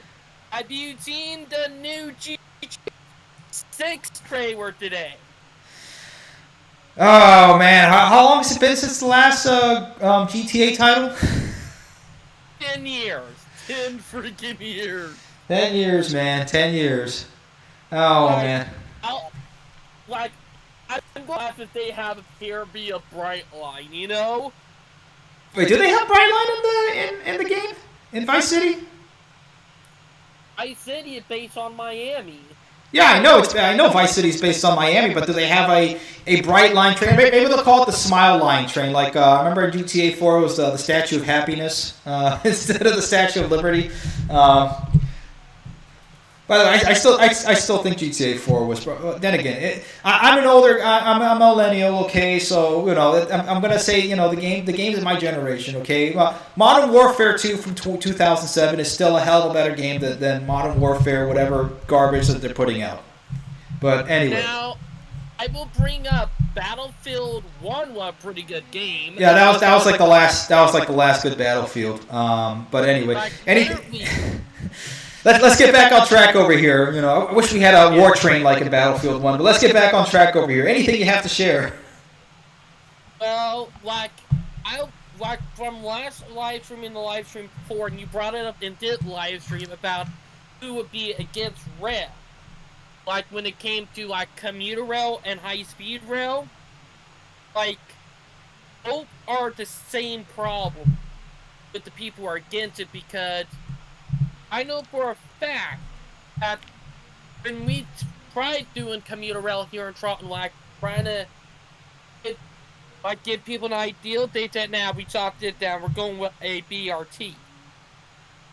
Yeah. My thing is that BRTs are some of the crappiest things you can think of. I'm not trying to hate on buses, but they are a quick excuse to try to get away from commuter rail, because let's be honest, the car, the dealership, the mechanics, the insurance companies, and the gas station, they don't even need to worry about BRT, because they will have to deal with this traffic of cars. Am I right? Honestly, I can't think of within this country a good BRT system. And funny enough, I was watching the local news here in Indianapolis. They're doing an extension of the Indigo. They have the red line. And now they're doing the blue line, which is going to go across Washington Street. That's basically the east to west main thoroughfare through Indianapolis. The funny thing, through one of the little ritzy neighborhoods on that street, the citizens there are vehemently against it. Which is funny when it comes to NIMBYs, and I thought about this. NIMBYs are always about not in my backyard, but it's always going to be in somebody else's backyard. Okay, and it happens. The NIMBYs happen to be the same sort of people. Most of them are best generation. But the thing is, with I don't want the traffic. Exactly, I don't want the traffic in my backyard. But you can have the traffic in your backyard. That's the thing. That's really the main crux of it. Okay, the main thing about NIMBY is that it never stops at not in my neighborhood. The problems now go to your neighborhood. That's the problem. They go to our neighborhood. Okay, that's what NIMBYism turns into. And Tina, I'll bring it up. NIMBYs are hypocrites. Yeah, it is hypocritical. They are, even Even Alan Pfister called him out when he made that one talking about parking garages. Yeah, and that's a city. It really is a silly thing because they'll complain about not having that or not having, let's say, a project like what we have in Texas. They'll complain about not having high speed rail, but then that only turns into now having more automobile centered projects like more parking garages or expanded highways. They get ticked off of anything that don't involve their precious cars. Am I right? Yeah, and that's the it's and here's the thing. Time is on our side. Okay, let's be honest. Time is on our side with this. Things are starting to grab, and you can feel it politically. Okay, a lot of things that were taboo to say years ago are now easier to say now out in public. Okay, and speaking of just high speed rail and passenger rail in general, look at the way things have changed within the last 10 years since we started covering this. It's been a massive change. I'll say hi. I'll say hi here too. Anyway, last word, David. Val said hi again. But hello, Val. I will say this, like, we need to keep on working on it because people are going to try to stop this from happening. Like, big corporations who are just greedy will try to stop this. Am I right? Yeah. Because that's always going to happen, but go ahead. It will decimate their economy. Like, literally, then you have the people who said, ooh, I have make these people buy a car, then in order for them to drive them, make them buy insurance for it, Yeah. Like, cars are so terrible. And speaking of that, Tokyo, and when he come on next, I hope he talk about it, about a big car corporation trying to ban small vehicles, like those small Japanese pickup trucks. That'll be interesting to hear. Yeah, he'll probably talk about it for me, but we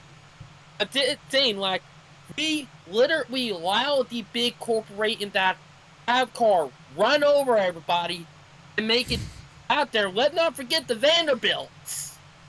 Like, here's the reason why history is the way it is. Am I right? Yep, it's the reason why. Anyway, appreciate it, David. Thank you. No problem. You have a good one, man. You too, man. All right, but yeah, that's the thing, guys. And again, it's not that we're against a mode of transportation. We need all the modes of transportation, right? We need the car, we need the airplanes, we need the buses. Okay, but we also need the trains too, because again, especially the train has been. Let's put it this way: was the lifeblood of this country. It was the skeletal system to really make this country the powerhouse that it was. Okay, and it can still be again today.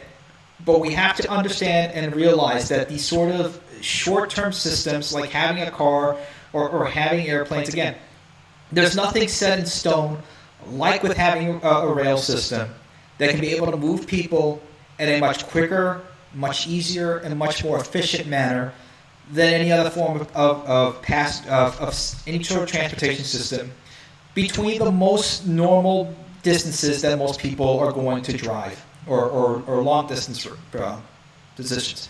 Even a commuter, right? You can have commuter rail. Okay, that would be a nice thing to have because in places where you do have commuter rail, it's a possibility. All right, Tokyo Kageyama is next. The man from Tokyo. Come on board. Oh, can you hear me? Yep, loud and clear, man. Good. So yes, I'm here with two things. One, like David said, how now United States are starting to ban Japanese lightweight vehicles, like the K cars, and two, an update from Texas. I'm sorry, I'm not sure if we were trying to talk about that. No worries. So which one should I start with? Let's start with the Japanese cars. Okay. Well, apparently in many states, I'm pretty sure Georgia was one of them. I'm not sure Indiana or Arizona or any other states were part of it, but apparently they're trying to ban K vehicles, like those really light, really small, compact Japanese vehicles. Yeah, very familiar with them. Mm-hmm. Well, yeah, and the reason why they're trying to ban it is because of quote unquote safety. Now, hang on, I actually shared a video about that on the chat on Discord, and hang on, let me just. No, never mind. But the point Is is, it in the are general you sure chat? that's about? Yeah. I mean, in the videos chat.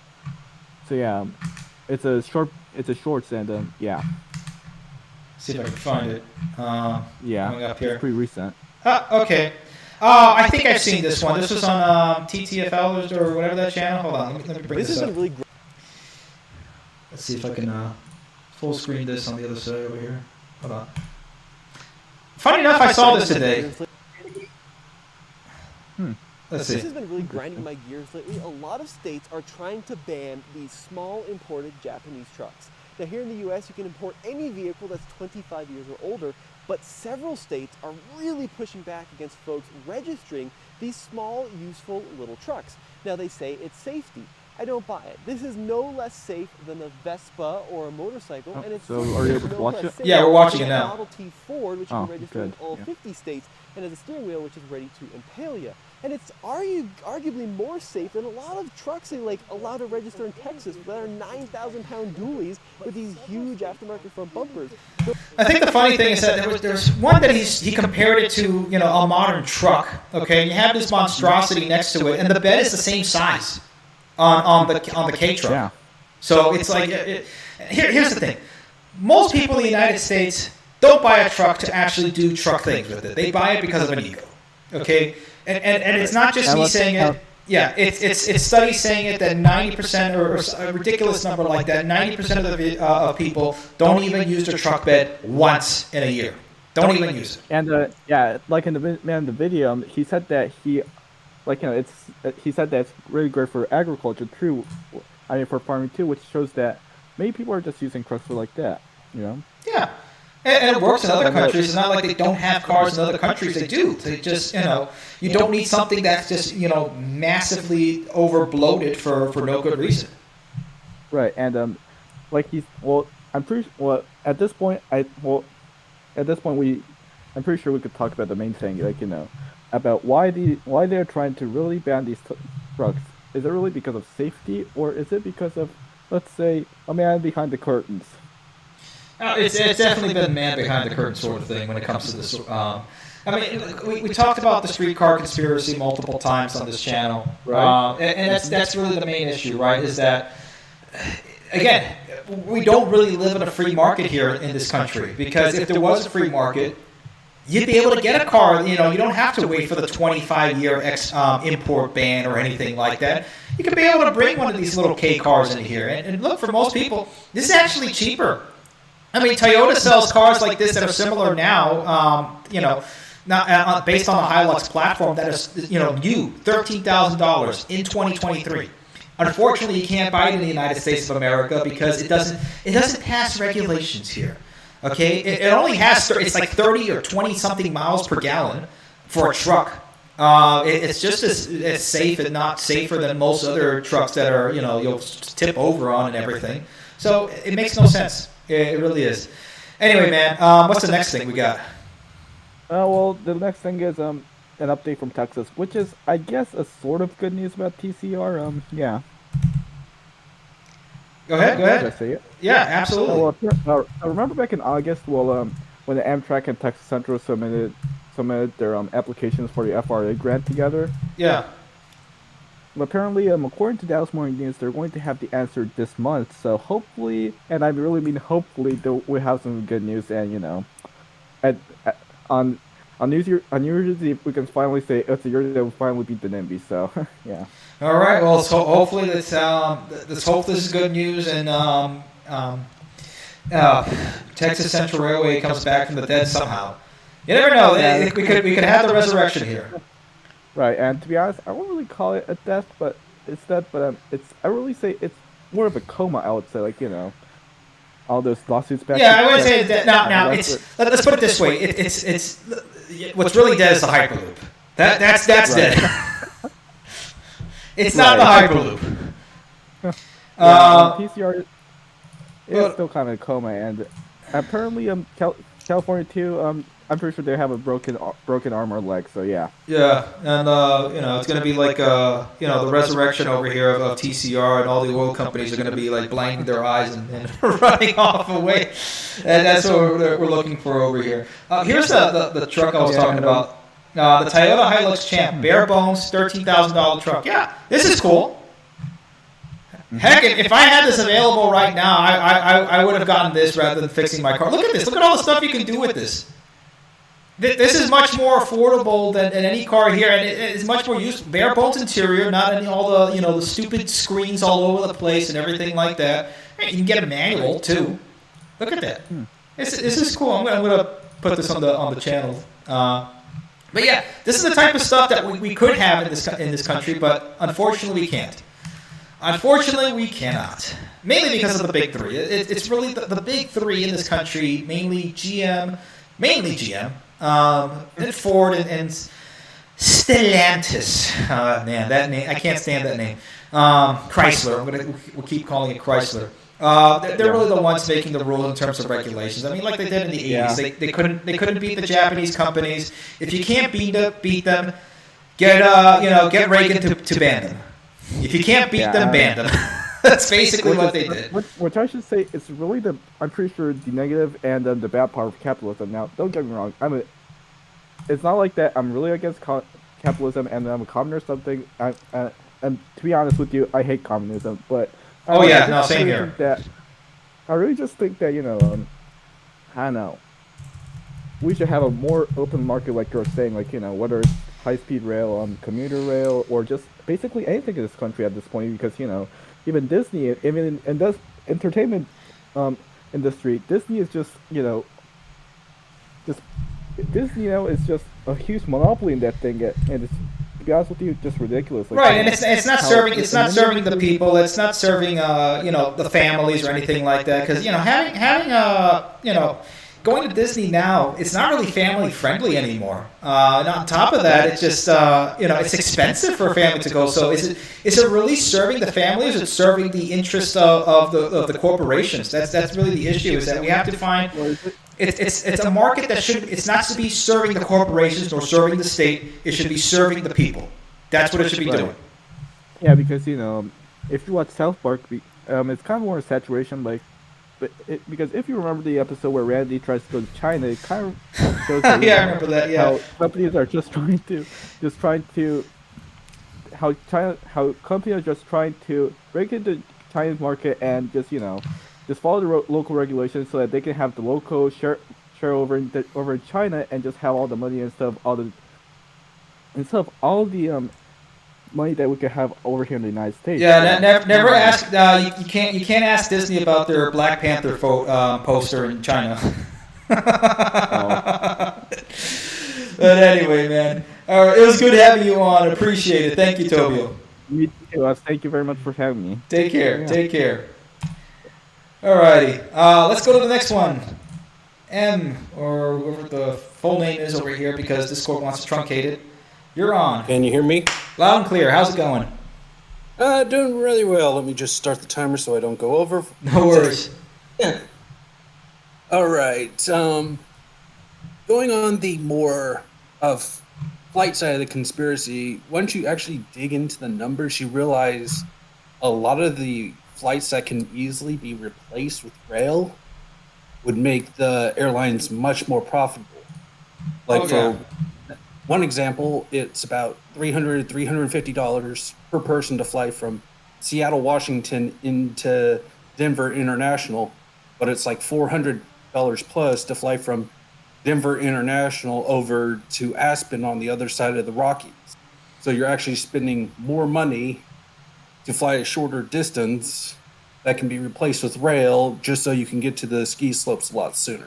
Yeah, it makes sense. All those short haul flights are absolutely, making a heck of a lot of money and profitability for the airlines. And it's something we should really deep dive into. And it's not just, layovers or switching from one flight to another when you get, or anything like that. It's mainly because they can offer these flights. Even then, if you can be able to go ahead and take a train, which there are services like this where you can go ahead and take a train, let's say from for example, Chicago, the Hiawatha from Chicago to Milwaukee is pretty popular because there are a lot of people who take either airport, right, from either to O'Hare or over to Milwaukee and take a flight out. So you can have that sort of connection between a train over to an airport and then fly off somewhere else, which there's a lot of people that do that. And like even in France, they have high-speed train stations within their airports. It not only helps to connect people into the cities, but it also connects people who are in the cities going to the airports to connect to the airlines. So you can have that system all meshed together and collaborating with each other. You can have that. Yeah, I mean, it's really easy to do it. Personally, I would prefer if you had the higher speed rail and faster at its own dedicated terminal, either downtown or towards the edge of towns, and then you have a regional rail that goes from a downtown location to the airport and to the high-speed train stations, assuming they're not at downtown. Oh yeah, and that works. Together. Yeah, and that works honestly better than having it, diverting a whole entire high-speed rail system into an airport, just having a connection from there. But that makes more sense. Yeah, and if you then can have a dedicated mass transit system, whether it's a subway/metro system, BTR or whatnot, and then you connect it so there's multiple lines, so a regional rail line stops no sooner than 5 miles, which is about 8 kilometers for everybody else. You're still talking about 1 to 4 stops between the major international airport and downtown at most.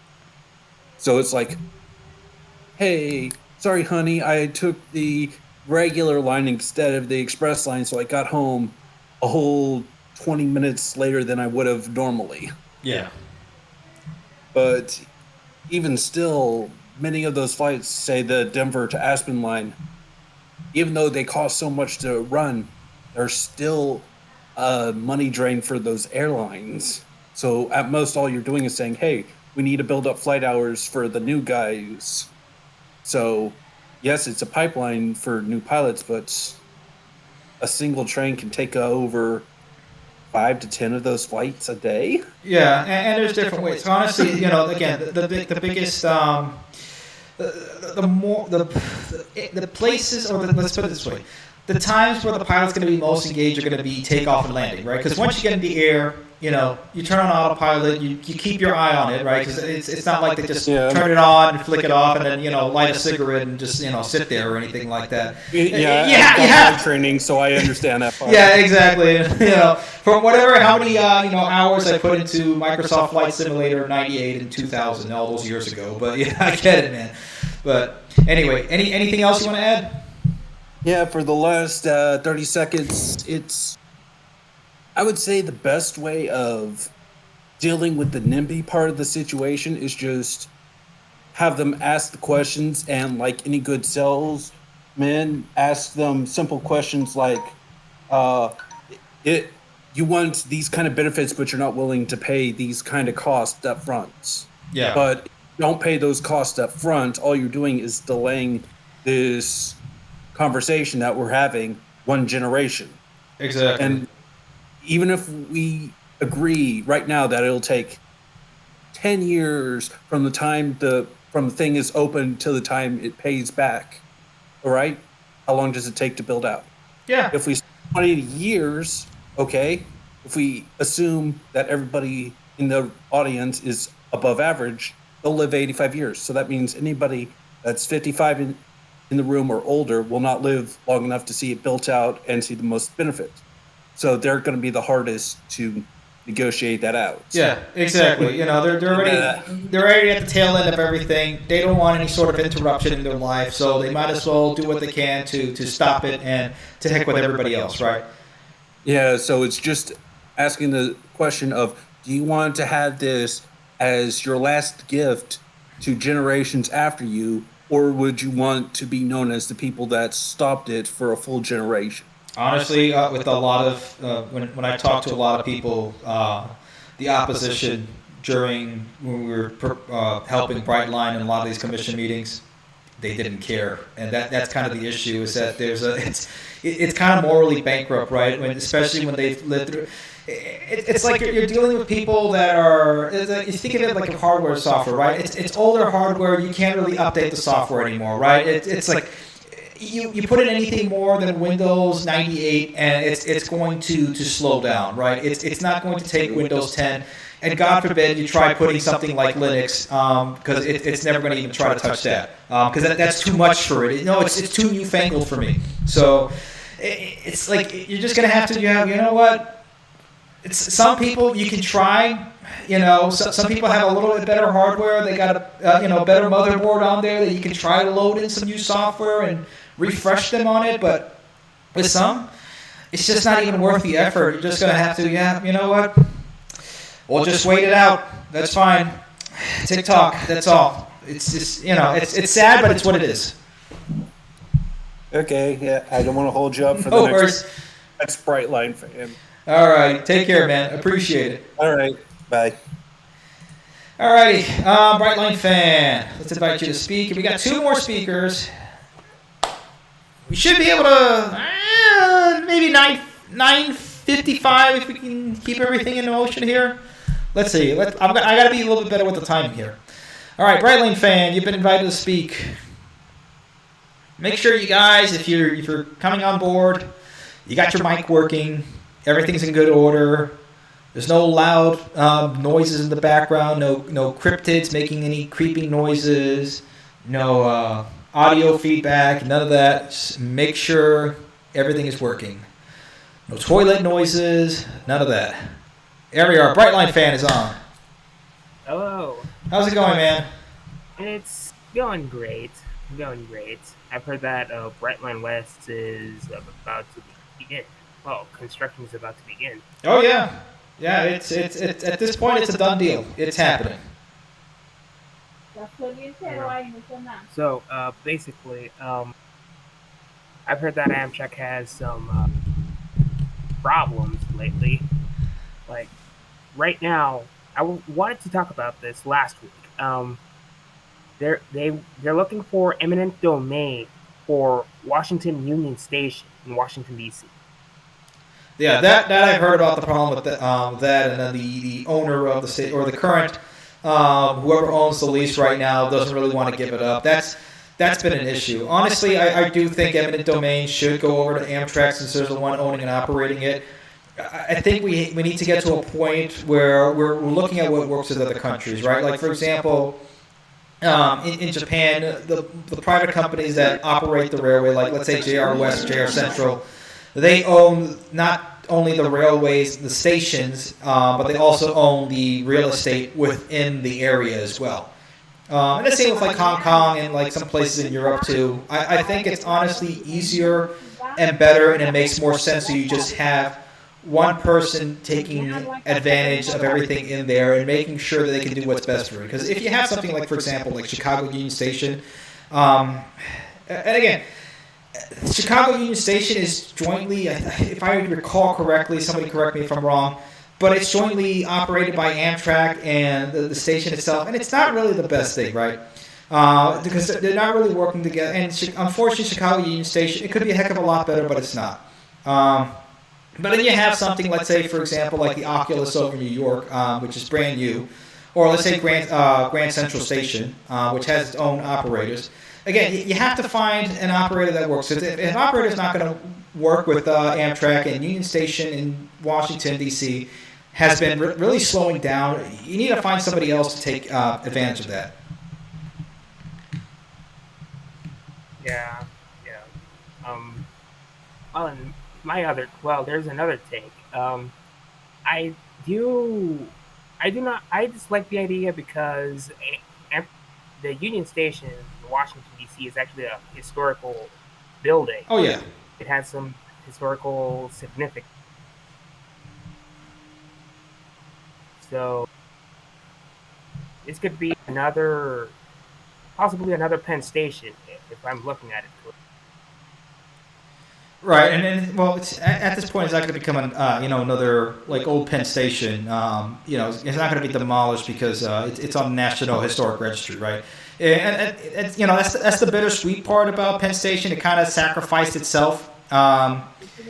to be able to, because of that destruction of Penn Station, it opened up the opportunity to save a lot of these historic places because of its destruction, right? So in the end, it was a bad thing because of what happened to Penn Station, but when you look at it from the larger perspective, it saved I don't know how many other stations and places within the United States.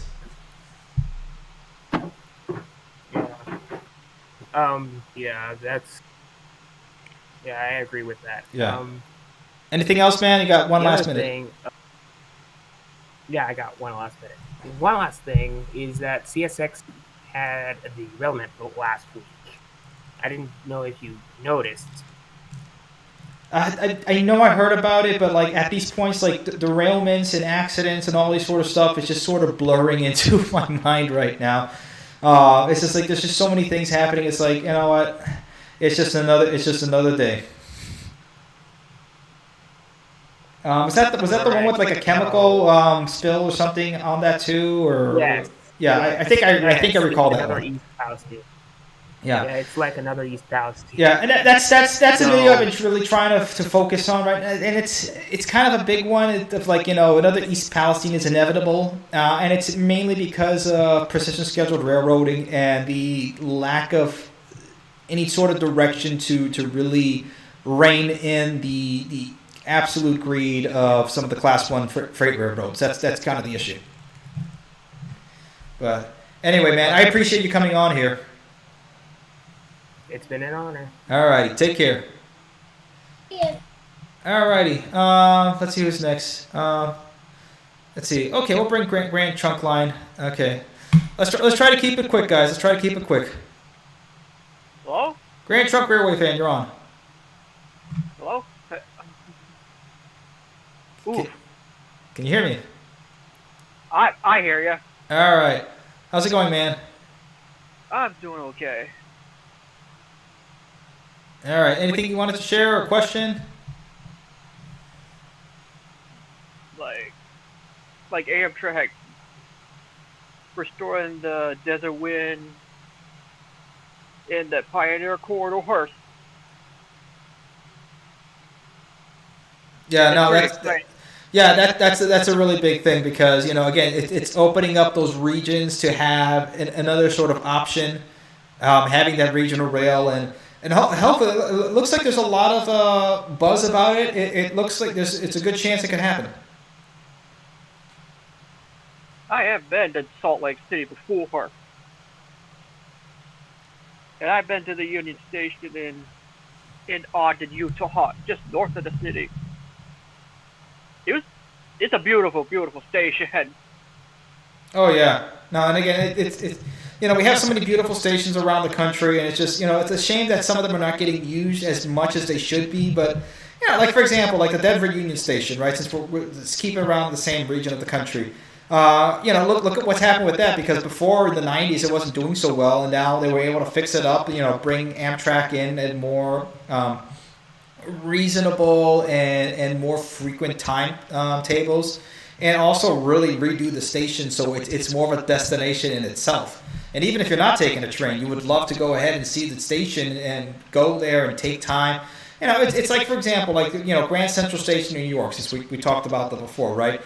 We have all these beautiful places here in the United States, and that's the thing. You know, people don't want to go to an airport to go and see it, and it's you know, airports are never really tourist destinations, at least in the United States, right? Because there's some airports around the world that are really beautiful airports. But when it comes to train stations, you know, train stations are more than just a way to get from point A to point B, right? It's also a point of contact, a central area, sort of a heart, you could say, like Grand Central Station is, right? It's sort of like the heart of New York there, where a lot of people are coming in and out. There's a lot of places, there's a lot of retail, there's a lot of, you know, and people just hang out there. Or if there's, like, you know, like, for example, like a flash mob or something like that, or some, you know, people congregate there for a reason. Okay, again, there's just something about trains, and there's something about train stations.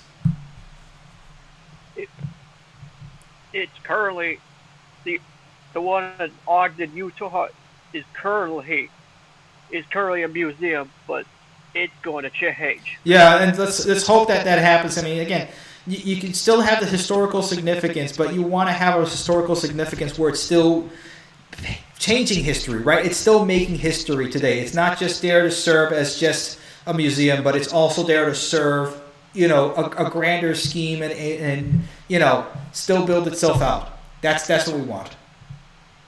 Anything else you wanted to add into there, man? Can you say about the Rockies and all these national parks? Like, the Empire Builder stopped at Glacier National Park. It's been around forever. Yeah. Anyway, I appreciate you coming on, man. I appreciate it. Yep. Thank you. Alrighty, let's go on to the. Let's go, Ivan, the PRT. Let's get through here, guys. We're almost done. Ivan, you're on. All right, can you hear me okay? Yep, loud and clear. How's it going? I'm doing all right. Yeah, I live here in the high desert here in Southern California near Victorville, and so I'm exposed to a lot of different projects. Like I'm, looking forward to the Brightline West, being built. You got hopefully the new desert wind or rail system that will be going from Southern California to Idaho. You have a lot of Mormons that live all along that line, going back and forth, plus everybody else going to and from Las Vegas and up to Seattle. So there's a lot of good potential on that line for if they ever decide to restore it to full operation all the way up through Salt Lake City and to Idaho. Oh, yeah. And then out in LAX, you have a lot going on with the extension of the Green Line to the airport. And they have a automated people mover system that's being built to transport people from the train station around the airport to the different terminals and to some of the hotels and to a car rental facility and a big parking facility. So they're trying to get that done. It's about 3/4 of the way done right now. And but the idea with automated transit systems is really great. I mean, it's being, we're seeing the automated people movers being used at a lot of the airports, of course, but some cities overseas, particularly using automated people mover systems, automated transit systems, with they're completely driverless. They don't have any human operators on the actual vehicles themselves, and they operate more frequently. SkyTrain up in Vancouver is another excellent example. They have a fully automated system. They have basically 2 or 4 car trains that run about every 5 to 10 minutes, all going back and forth all along the line. 23 hours a day. So that's one of the big things I see missing with our transportation systems, even here with Metrolink, is really you don't have the frequencies that people will really want. Same thing with the bus systems. If you don't have the frequency, you're not going to attract the riders because they're like, oh, I can only ride there in certain hours. I'll just take my car. Right. So that's the problem we have here in the United States. When it comes to transportation, and automated transit systems can be a big part of it, especially when they start talking about building elevated rail lines. They might as well look at these elevated other types of automated transit systems that they're going automated, even with the metro systems or monorail systems like they do at Sao Paulo, Brazil. They have 2 monorail lines that are completely automated, and they operate 23 hours a day when they're driverless. But here in the U.S., I mean, a lot of the transit that we have, they use human operators, and that's partly due to unions and politics mainly. But private operators, if they want to do automated transit systems, they can make money. There's ways of doing it. There's definitely an opportunity for that sort of thing. And again, we're seeing the demand for driverless cars or for automated driving or AI, like for example Tesla. And the thing is that it's still a car, and you're still stuck with other drivers on the road. Whereas something like a PRT system has its own infrastructure, which just completely bypasses all that, and it can be able to just go from point A to point B without any sort of interruption in between. I mean, there's definitely, there's definitely that sort of opportunity there, but it's just it's getting people from step to step, and it's something that's different modes had their specialties that work really well in different areas. I mean, automated people movers would be the PRT and that kind of stuff would work really well for last mile from, let's say, a major high-speed rail station, and for the inner city part of it, and having 100% elevated, you can free up all the streets for the cars or for the people, the pedestrians or the bicyclists, like you do over in the Netherlands, where they have a lot of people bike, around or walk to the train stations and for getting around the towns instead of using cars. People found during the pandemic by closing the streets down and not having very many cars on the road, people were using their bikes and walking around. They feel safe. Our current infrastructure is just not set up for safe bicyclists. I mean, you put bike lanes right next to the car lane. No. You gotta completely do a physical separation from moving vehicles in order for people to be comfortable with bicycling. That's all I had. That's my 2 cents. So. Yeah. No, that makes sense. I appreciate you coming on, Ivan. I appreciate it. Oh, certainly. All right. Take care. Again. Merry Christmas. Merry Christmas, man. Merry Christmas. All right. Unfortunately, guys, we're 9:55. I gotta start getting stuff ready for tomorrow because it's getting time there. We will come back. Let me see. Control Alt Delete, read. I'll make sure to get you guys first the next stream that we do. But anyways, this has been a good night, and this is really a good a lot of good stuff that's been going on across the country. A lot of good stuff. So anyway, guys, appreciate you all for coming on board on this wild ride. We thank you all for joining, for coming onto the stream. We will see you all next time. Thank you all. God bless and Godspeed. Take care.